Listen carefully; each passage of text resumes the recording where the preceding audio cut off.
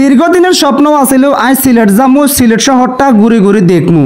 অবশেষে আল্লাহ পাক রাব্বুল আলামিন আর মনের আশা কবুল করছে এবং কি আজ সিলেট শহর চলে গেছি। সিলেট শহর যাই মাত্র সর্বপ্রথম যে জায়গাটা দেখবার আর খুব ইচ্ছা আছিল, আকাঙ্ক্ষা আছিল, স্বপ্ন আছিল, সেটা হচ্ছে হযরত শাহজালাল রহমতুল্লাহ আলাইহির মাজার শরীফ। তো অবশেষে আজ সেই জায়গায় পৌঁছে গেছি এবং কি খুবই এক্সাইটেড। তো আপনারা ব্যাকে জানেন হযরত শাহজালাল রহমতুল্লাহ আলাইহি আল্লাহর একজন খাস বান্দা, 360 আউলিয়ার মধ্যে উনি একজন অন্যতম। ইয়েনা যাইবার হরে একটা গজলের কথা মনে পড়ে গেছে, শাহজালালের বাংলাদেশ, শাহফরানের বাংলাদেশ, রহম করো আল্লাহ, দয়া করো আল্লাহ।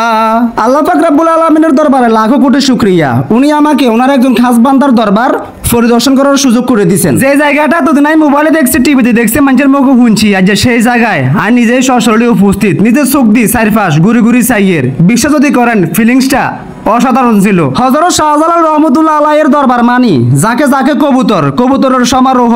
তো সেই কবুতরের এখানে গেলাম, আধার খাওয়াইলাম, তারপর পাশে একটা রুমের ভিত্তে বিশাল বিশাল 3টা কলসি, আসলে কলসি কিনা জানি না, সঠিক নামটা আমার জানা নাই, আপনাদের নাম জানা থাকলে অবশ্যই কমেন্টে লিখে জানাবেন।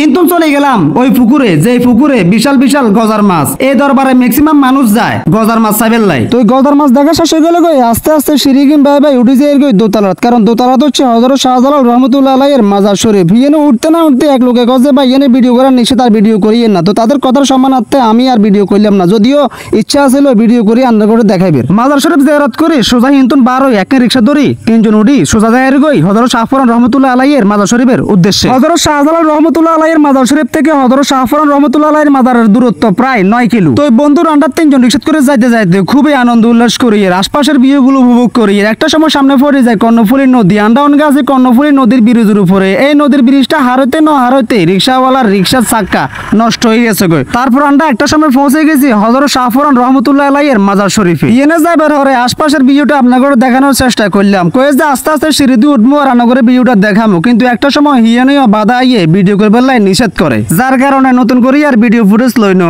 আর মনেও আগ্রহ জাগানো কেলা জানে না, খেলা বাধার হচ্ছে বাধা আইয়ার। তো যাই হোক কিন্তু জিয়ারত করে সোজা চলে গেছি নতুন একটা লোকেশনে। তো এই ভিডিওটা চাইতে হইলে অবশ্যই সামনের ব্লগে অপেক্ষা করতে হইব। তো মনে রাখবেন সামনে যতগুলো ব্লগ আইব সবগুলো আকর্ষণীয় ও চমৎকার। তো সেই ব্লগগুলো চাইতে হলে অবশ্যই পেজটারে ফলো করে আমাদের সাথে থাকতে হবে, ঠিক আছে না? তো ব্লগগুলো কেমন হতে স্যার, এরকম ব্লগ আর চান কিনা অবশ্যই কমেন্টে লিখে জানাবেন। তো তখন সবাই ভালো থাকবেন, ধন্যবাদ সবাইকে।